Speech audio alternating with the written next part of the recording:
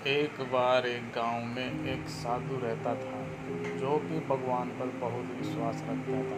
एक दिन वह साधु पेड़ के नीचे बैठा था और भगवान को याद कर रहा था तो अचानक वहां बाढ़ आ गई।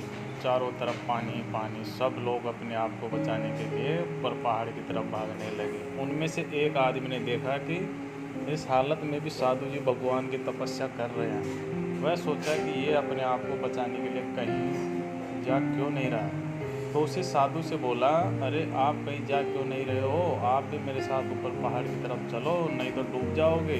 साधु बोला, अरे हमें क्या होगा, मैं तो भगवान की इतनी तपस्या करता हूँ, मुझे कुछ नहीं हो सकता, मुझे भगवान अपने आप बचाएगा। धीरे धीरे पानी साधु के कमर तक आ गया।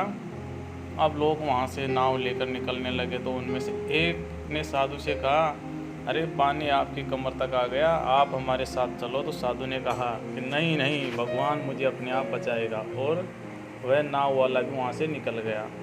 कुछ देर बाद इतना पानी बढ़ गया कि साधु के सर तक पहुँच गया और अब लोगों को बचने के लिए हेलीकॉप्टर निकालने लगे। एक हेलीकॉप्टर साधु के पास आया जो कि आखिरी हेलीकॉप्टर था।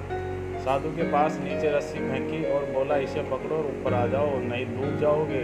यह आखिरी हेलीकॉप्टर है और आपके पास में कोई दूसरा रास्ता भी नहीं है बचने के लिए। साधु ने कहा, यह रस्सी वापस ऊपर खींच लो और आप चले जाओ, मुझे भगवान के ऊपर पूरा भरोसा है, वह मुझे बचा लेगा।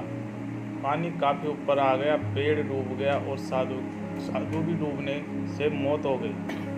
मरने के बाद साधु भगवान के पास गया और बोला, हे भगवान, मैंने पूरी ज़िंदगी आपकी तपस्या की, मेरा सारा जीवन आपकी आराधना करने में लगा दिया, फिर भी इतने भरोसे के साथ इंतज़ार किया कि तुम मुझे बचाने आओगे, लेकिन वहाँ मेरी डूबकर मौत हो गई और तुम नहीं आए।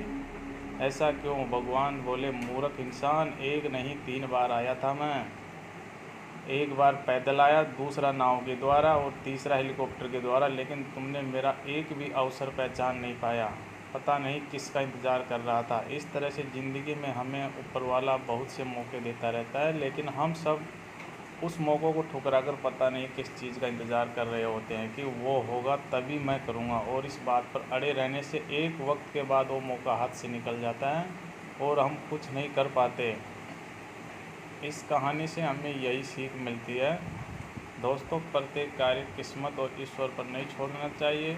स्वयं का कर्म बहुत ही ज़रूरी है। धन्यवाद।